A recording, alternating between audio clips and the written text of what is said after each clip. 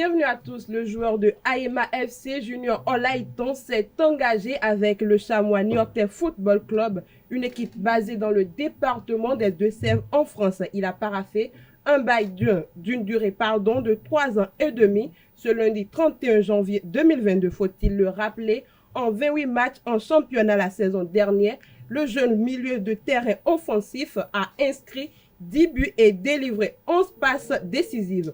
Le joueur de 19 ans est convoqué pour la première fois en équipe nationale Fanion le 26 mai 2021. Il a été rappelé pour les 2 dernières journées des éliminatoires de la Coupe du Monde Qatar 2022. Avant ses périples avec l'équipe de Michel Dussuyer, il a fait ses preuves avec la sélection nationale U20 et après-midi. Les Dragons de Louémé ont affronté Avranches Omnisport le dimanche 30 janvier 2022 au stade Charles de Gaulle de Porto Novo pour le compte de la 18e et dernière journée de la Ligue Pro. À l'issue de la rencontre, victoire pour les Dragons de Louémé, 4-0. Suivez le récit de la rencontre avec Aneldo. Réveil tardif pour les Dragons de Louémé qui triomphent 4-0 face à Avranches Omnisport. 7e avec 19 points avant le début de la rencontre. Les Oranges et Noirs en mauvaise posture pour la qualification se devaient de gagner pour maximiser ses chances. Dès l'entame du jeu, les Dragons de Louémé ont rougi sans cracher du feu.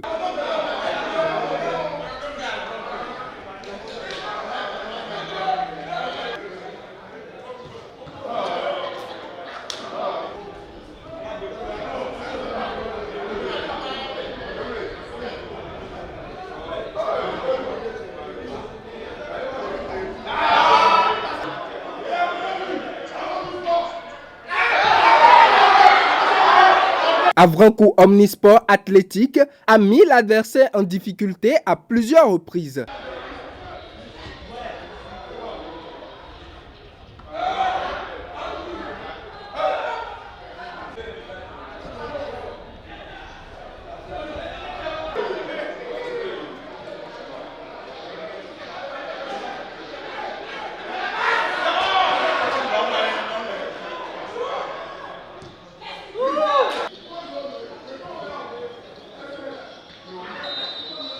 La pause va intervenir sur le score de 0 but partout. De retour des vestiaires, les Dragons de Louémé mettent les bouchées doubles et trouvent les filets à la 47e minute avec Moudine Akintola.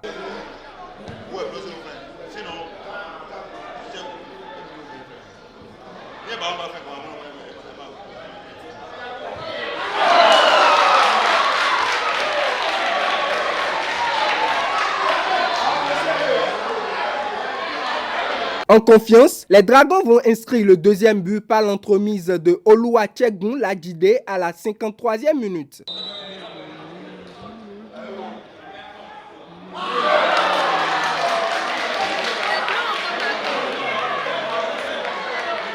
Waris Aboki va marquer les 3e et 4e buts respectivement à la 75e minute et à la 88e minute pour sceller la rencontre.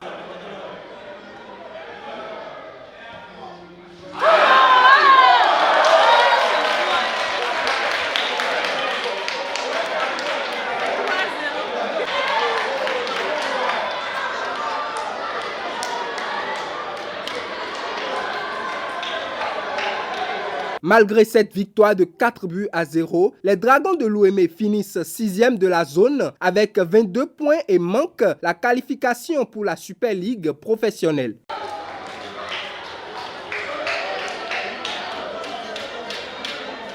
Nous sommes contents juste pour le match.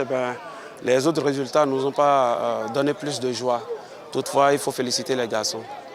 Malgré cette victoire, les Oranges et Noirs n'ont pas pu se qualifier pour la Super League Pro. La Fiouyé Soufou, l'entraîneur de l'équipe, se désole de la situation au micro de Aneldo.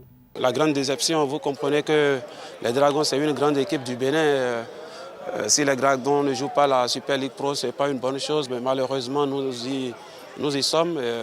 On prend le courage à main et je pense que c'est le football.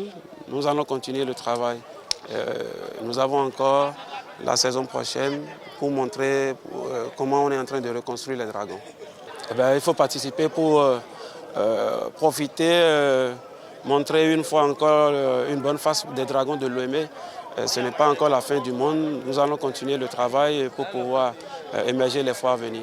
Parlons toujours de la 18e et dernière journée de la Ligue professionnelle de football. Hadidja FC s'est qualifié pour la Super League Pro en s'imposant 1-0 face à Éternel Omnisport. Je vous invite à suivre le compte-rendu de la rencontre avec notre reporter. Hadidja FC a validé son ticket pour la Super League Pro dans l'ultime confrontation avec Éternel FC. Ils ont battu leur homologue sur le score étriqué d'1-0 après une première partie terne. 57e minute, les poulains d'Aïssi David obtiennent un penalty sur une faute de main.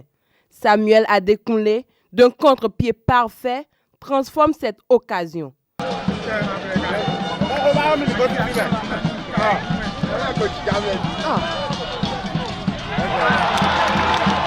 Ce but permet à Hadidja de prendre l'avantage.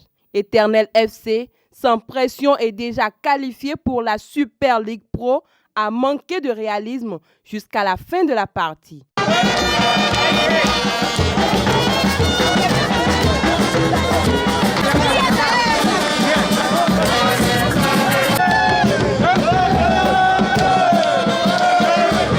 Le coach des militaires, Aïssi David, s'est réjoui de la qualification de son équipe à la fin de la rencontre. Vous savez, dans des conditions pareilles, les mots manquent. Mais déjà, c'est une note de satisfaction parce qu'on est venu de très loin. Et ce n'était pas évident. Nous avons cru, Dieu nous a accompagnés. C'est la joie, c'est le plaisir. Je n'ai pas écouté, je n'ai pas entendu ce qui se passe sur les autres terrains. Mon problème, j'avais une seule équation, c'était de gagner. Donc j'étais concentré dans le match, je n'ai pas entendu victoire ici, victoire là. Dans des conditions pareilles, il faut avoir des joueurs qui soient forts dans la tête. Parce que c'est un match piège. Ils avaient envie de vite venir, les réflexes ne répondaient pas.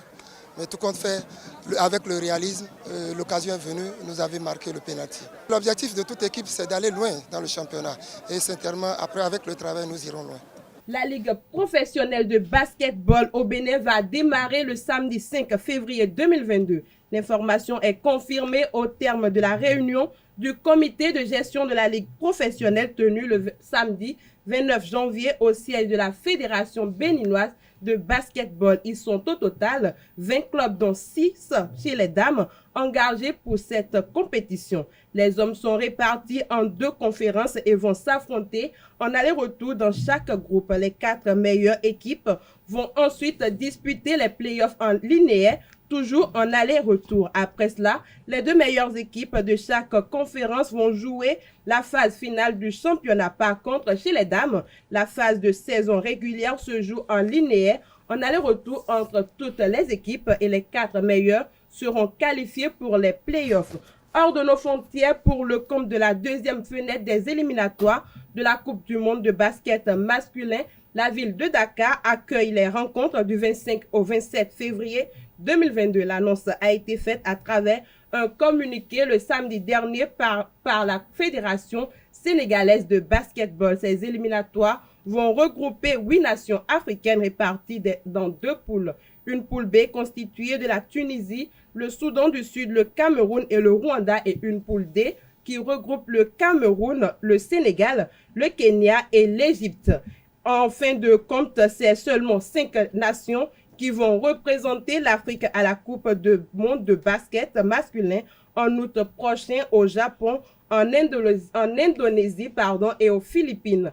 CAN Cameroun 2021 pour finir, le stade d'Olembe peut désormais accueillir le reste des matchs de la CAN Cameroun 2021 qui y étaient prévus avant la tragédie du 24 janvier 2022. C'est après une réunion le dimanche dernier entre le président de la CAF, Patrice Motsepe, et la commission d'organisation de la CAN que l'instance a décidé de lever la sanction d'interdiction.